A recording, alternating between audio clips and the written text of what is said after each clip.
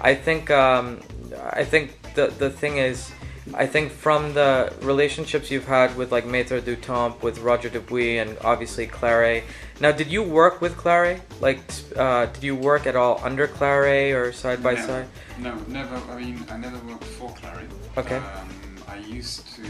One of the very first jobs that I had as an independent was I was assembling minute repeaters. That I was doing actually for another company, but with Christophe Claret kits. And then with Maître du Temps, with Chapter 1, I was involved in the process of deciding what the complications were going to be. Christophe takes full credit for the entire development of the final piece.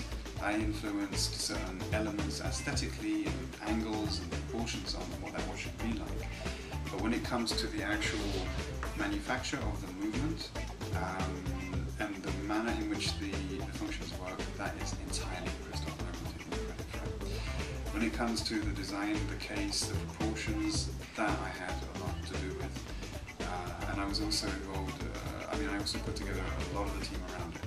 Okay. One of the most complicated elements, ironically, with that watch, because most of the complications in it, the value in Chapter 1 is not so much on an individual complexity, but it's having all of them put together. And at the end of it, you have a movement which is extraordinarily complex in its form.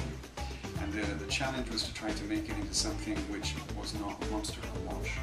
So then I worked with a couple of English designers who were quite extraordinary to be able to ergonomically design a case which would actually encapsulate that movement to have something which was a work of art, because it could have been very easily flipped over into something which was really pretty awful.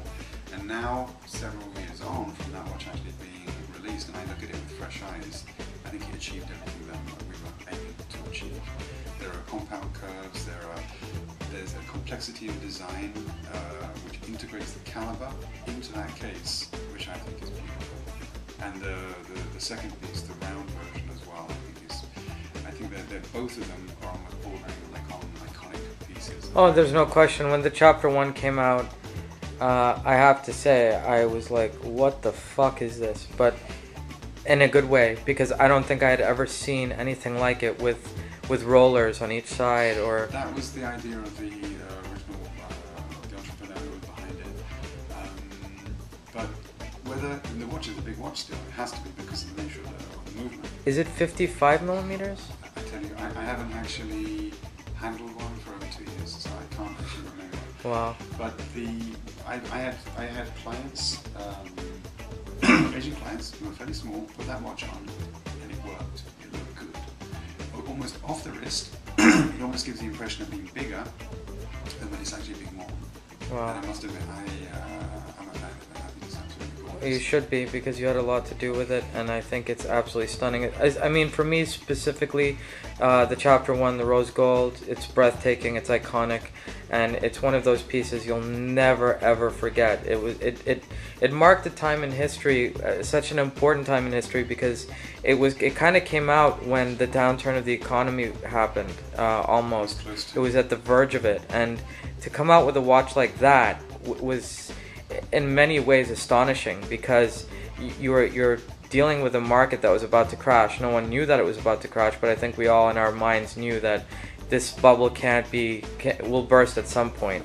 So like a bubble burst, this watch burst out into the scene, and people are like, I mean, rave reviews, I'm sure many design awards to follow. It was funny, when that watch came out that same year, I think there were 3 or 4 other companies that launched pieces of equivalent value. It was a very high value watch. And when you look at, but most of them, they were singular complications. When you took all of the different pieces and you put them together, I think for me, and this really isn't because I was primarily one of the primary people behind it, but when you compared that to all those other timepieces, there really wasn't any kind of comparison. No, there's not. I agree with you. I totally agree with you, just based on the fact that, first of all, you have 3 masters in watchmaking, and probably arguably the most revered. I told you this on the phone, and I'm telling you this today, that, you know, especially when I saw the new SM2, the watch that I'm wearing on my wrist right now in white gold. Stunning watch, beautifully finished. I'll tell you, it really reminds me of maybe 5 or 6 Genevas ago when I was at SIHH and I was with Thomas Mao, and I said, Thomas, what do you think this year? What do you think is going to be hot? He said, I have 2 words for you, FP Journe. And to me, honestly, when I first saw a picture of this watch a few weeks back online, my heart stopped, because I've really wanted to write about you for a very long time in terms of timepieces, and I did not quite know what would be the appropriate time, but it's almost like it was meant to be, because this watch came out right at the time where I was thinking about you. I was thinking about, you know, our mutual friend. I was thinking about, when am I ever going to meet this guy? You're like the Wizard of Oz for the watch industry. I don't think many people have the rare opportunity of being able to meet you. And for any of you who will have an opportunity to meet you, you'll be blown away, because I am. I just thought that it was quite serendipitous that we were able to do this today, and I hope that, you know, the rest of the world can see what I'm seeing, because and I really hope this interview translates that.